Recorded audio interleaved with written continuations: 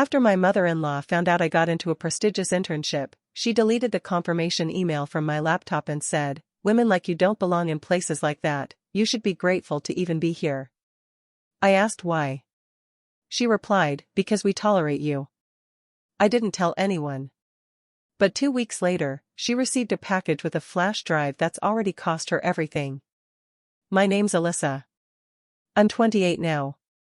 But this story starts 4 years ago in Minneapolis, Minnesota. I was living with my then-fiancé Marcus and his mother, Francine.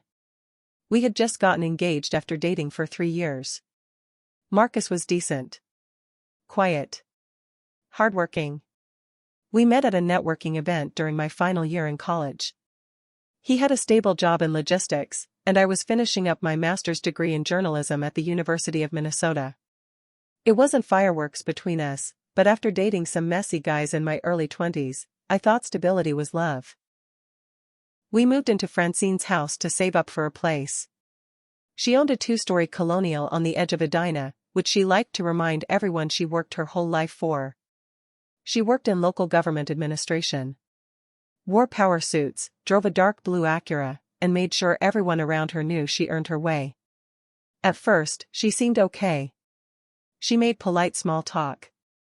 Asked about my family, my program, my thesis. I thought maybe we could get along, even if we weren't close. But that didn't last long. It started with comments. "You know, Alyssa, it's brave of you to chase dreams like that. Some of us have to be practical." Then it got more personal. "Marcus is so patient with you. Most men wouldn't tolerate their fiancé still acting like a student at almost 25. Eventually, it escalated to backhanded jabs every time I came home late from school or interviews. "Women like you don't belong in places like that, you should be grateful to even be here." I remember standing in the kitchen that day when she said that to my face. I blinked and asked her what she meant by women like me. She looked at me from across the counter with a tight smile and said, "Because we tolerate you." She said it like it was a gift. Like I should be grateful to be tolerated in their house. As if I didn't contribute anything. As if I was some stray dog Marcus had dragged in off the street. I didn't tell Marcus. He never really stood up to his mom. I learned quickly that if I brought things up, he'd just deflect. "She doesn't mean it like that. She's just old-fashioned. Try not to take it personally." But it was personal. And it got worse. In March that year, I applied for an elite summer internship at the Boston Globe Spotlight team. They only took 6 students nationwide. I spent weeks perfecting my application, writing samples, letters of recommendation, essays. I poured everything into it. I didn't even think I'd get it, but I applied anyway. I didn't tell many people, not even Marcus, because I didn't want to jinx it. Then, one Wednesday afternoon in April, I came home from campus and opened my laptop. My Gmail inbox had been wiped of the last 2 weeks of emails. The trash had been emptied. The tabs from my browser history were weirdly rearranged. At first I thought maybe I had some glitch or a virus. But then I saw it, a single browser tab had been left open by mistake. It was a side login page for the Boston Globe's internship portal, showing a timestamp from 2 days ago. That was odd because I hadn't touched it since submitting. I checked my folders. I checked the cache. I even ran recovery software. I found an auto-saved PDF, "Congratulations on your acceptance to the Spotlight internship program." It was dated exactly 48 hours earlier. My hand started shaking. I didn't receive it. I didn't receive it. It never made it to my inbox. It was sent, but it was gone. And that's when I realized what happened. Francine had used my laptop while I was at class. She had found the email. She had opened it. She had deleted it. Not only that, but she made sure to remove it from every possible place so I'd never see it. The worst part? I confronted her. I cornered her in the living room the next morning. She didn't even deny it. She crossed her legs, sipped her coffee, and said, "You weren't going to Boston. Don't be dramatic. Marcus needs you here. And besides, people like you don't belong there. You should be grateful you're even tolerated. That word again. Tolerated. She said it so calmly. Like she was doing me a favor. Like sabotaging my future was her right. I couldn't breathe. I couldn't speak. I walked out the front door and cried in my car for 2 hours. I called the internship coordinator from a gas station. She apologized and said they had assumed I declined. They gave the spot to someone else. There was nothing she could do. That was the day something inside me broke. I didn't yell.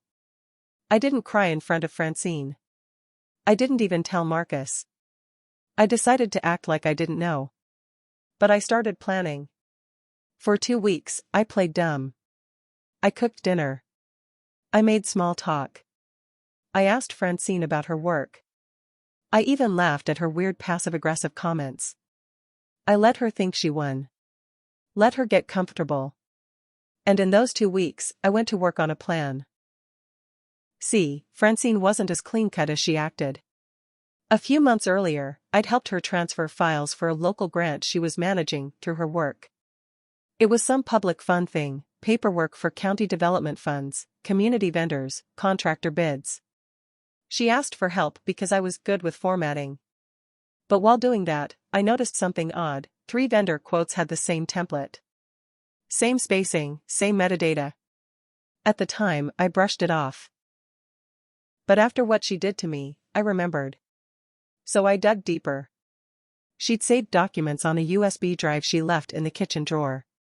When she went to her book club one night, I plugged it in and started copying everything to my laptop. Hundreds of files. Scanned invoices. Vendor bids. Some were legit. Others, not so much. I cross-referenced the names. 2 of the companies didn't exist in the Minnesota contractor database. The other one? Registered to a PO box in South Dakota and had no website, no reviews, no employees.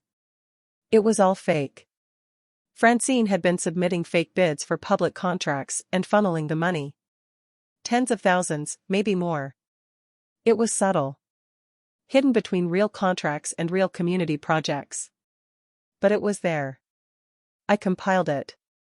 Organized it. Packaged it. And then I mailed it. To whom?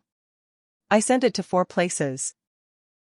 The Internal Auditor's Office at her city department, the Minnesota Office of the State Auditor, a local investigative reporter at KARE 11, and anonymously, to her church committee, which she chaired. Inside the envelope was a flash drive.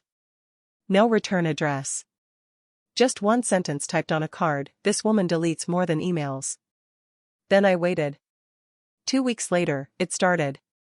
Francine came home early from work one Thursday looking pale and hollow. She didn't speak during dinner. Didn't make a single snide comment. The next morning, she left in a rush and didn't say goodbye. That weekend, Marcus told me she was going through something at work. I played dumb. Asked if she needed anything. Pretended to care. By Monday, the local news ran a short article: "City employee placed on leave amid audit." 2 days later, KARE 11 aired a segment. Nothing big, just a local interest piece about potential fraud. They didn't name names yet. But the photo in the background showed a blurred version of Francine walking out of City Hall. Marcus started to panic. His mother wouldn't tell him anything. She started locking herself in her room. She stopped going to church. Stopped going to book club. But the best part? She got a package in the mail. I saw it when I picked it up off the porch. Plain brown envelope. No markings. Just her name. I knew what it was. That flash drive. She opened it in her room. I never saw what she looked like while watching it. But I heard the door slam. Then silence. That night, she didn't come down for dinner. Marcus went upstairs to check on her. She had locked the door. She didn't answer him. And I sat at the table, eating my spaghetti, thinking, this is what being tolerated feels like. Francine didn't come out of her room for 2 days. Marcus started sleeping on the couch downstairs, saying he didn't want to bother her. I kept to myself. I knew I had to play this carefully. On the third morning, Francine finally came down. Her hair was undone. No makeup. No blazer. Just a hoodie and old sweatpants. I'd never seen her like that.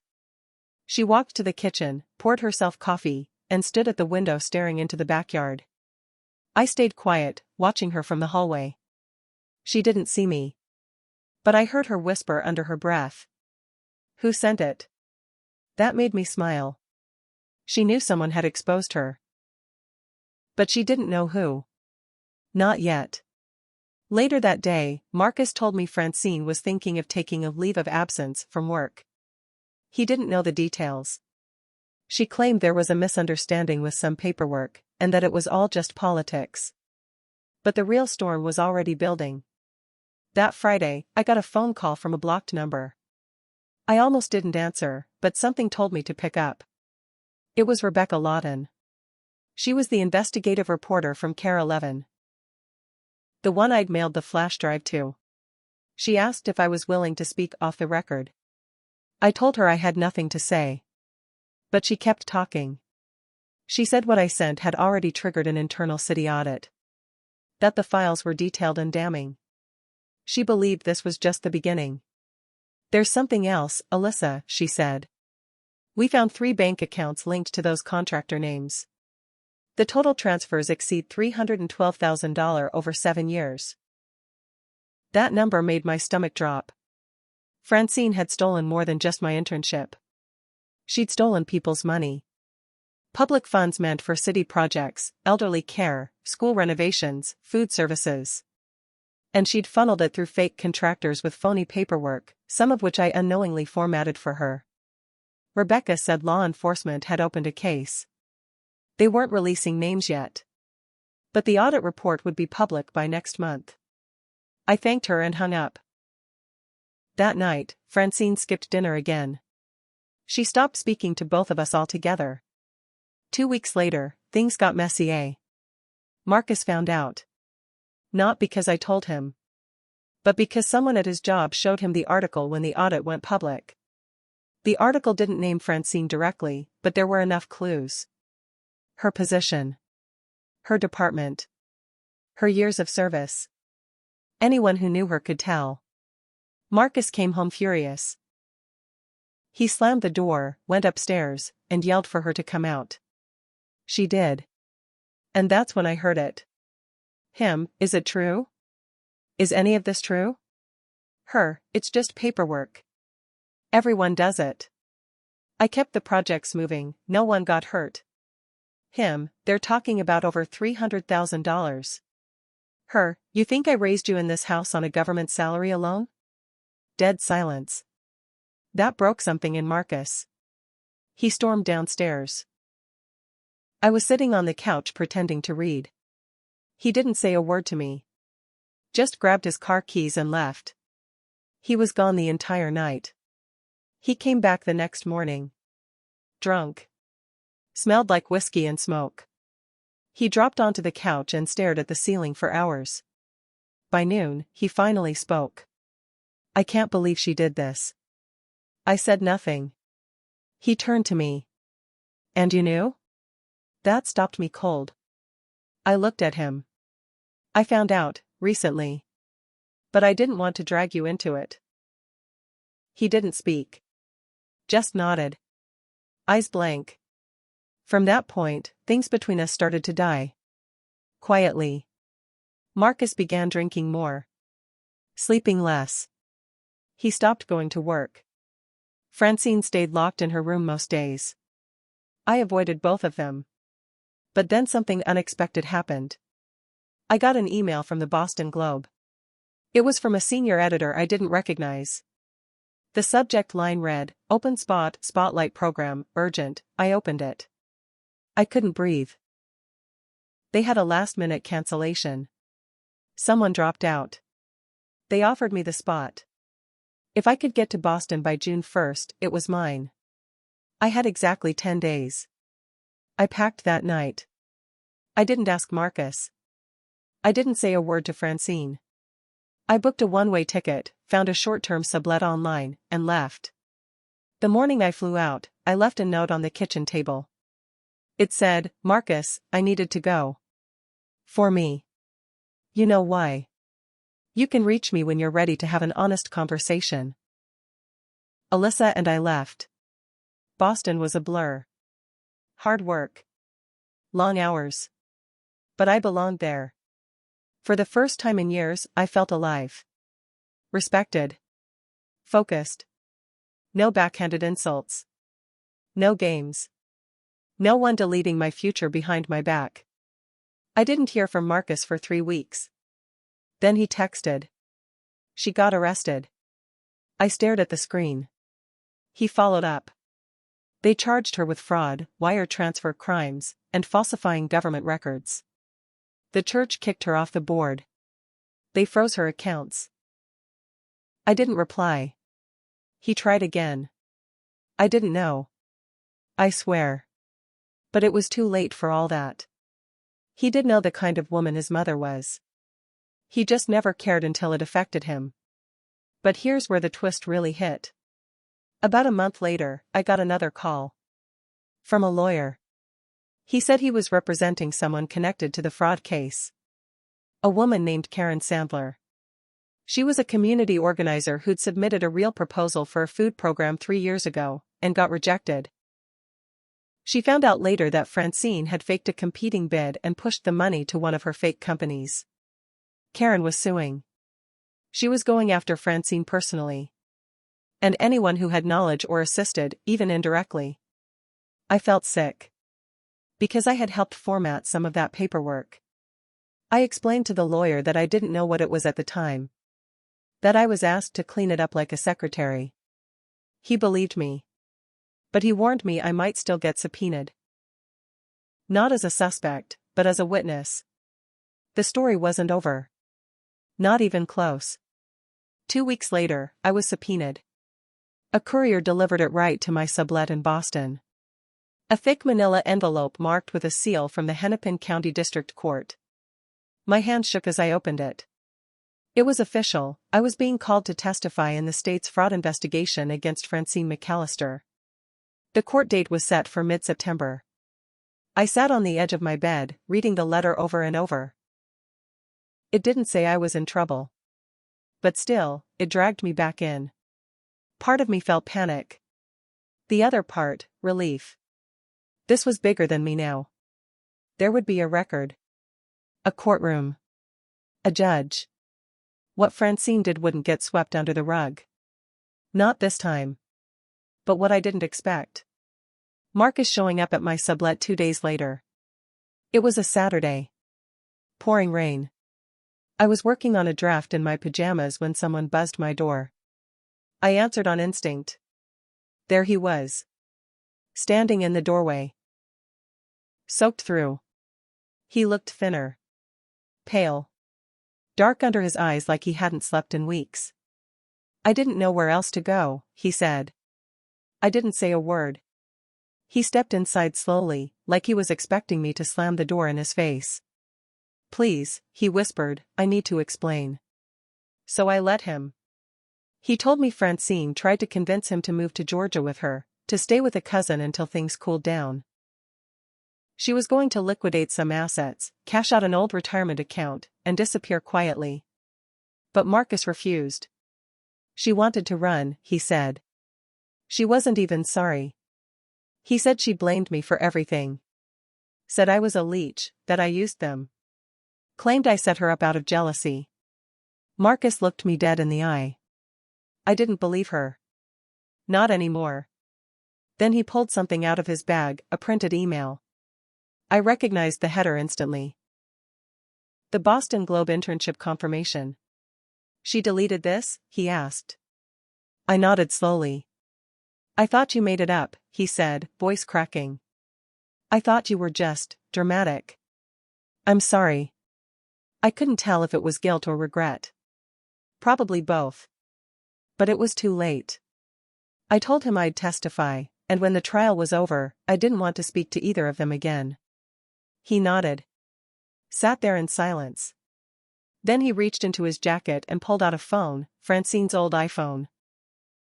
She left this behind. I think there's stuff on it. Messages. Files. I hesitated. Took the phone. If there was more proof of what she'd done, I wanted it. What I found made my blood run cold. Francine had been in contact with other people. 3 names kept popping up, Daniel L., Sheila B., and someone saved only as DC. They weren't friends. They were contacts. People tied to other departments. Other cities. There were messages about spreading contracts, duplicate templates, staggered deposits. It wasn't just her. Francine had been part of a network of public employees moving money under the radar for years. And my guess? My flash drive had only taken out one piece of a much bigger machine. I backed up everything. Every text. Every document. Every voice note. I sent it all to the attorney handling the case and to the local journalist, Rebecca. That night, I couldn't sleep. I realized I hadn't just triggered a fraud case. I had opened a door to something way larger. 1 week later, Francine was officially indicted. Not just for fraud, but for conspiracy to commit fraud across county lines. That was federal. Now the FBI was involved. And suddenly, the other names on her phone started showing up in court documents. Marcus called me again. Said his mom tried to take a bunch of pills the night the indictment dropped. She survived. But she was placed under 24-hour psychiatric watch. I didn't know how to respond. What was I supposed to say? That I was sorry? Because I wasn't. I remembered every time she made me feel small. Every time she made me question my worth, my place in their family, my future. I remembered the hate in her voice when she said I should be grateful to be tolerated. This wasn't revenge anymore. This was justice. But the story still wasn't done. Because a week before I was set to testify, I got another phone call. A woman's voice I didn't recognize. Her name was Rachel. She said she worked for an advocacy group that monitored public corruption cases, and they wanted to feature my story. At first, I said no. I wasn't ready to go public. I didn't want to become that girl from the news. But then she said something that stopped me cold. We got your name from one of the old proposals Francine's office rejected. A woman named Denise filed a report 3 years ago, said she suspected fraud. We found your name on a formatting signature line. I remembered Denise. She'd come into Francine's office crying one day. Her nonprofit's funding had been slashed after months of paperwork delays. I brought her tissues. Francine said she was hysterical. Turns out, Denise was telling the truth. She'd applied for funding to build a community pantry in North Minneapolis. Francine had buried her application and replaced it with a fake one. The pantry never got built. A year later, that area became a hotspot for food insecurity. Kids went hungry. All while Francine funneled public funds to shell companies. I agreed to speak. Not because I wanted attention.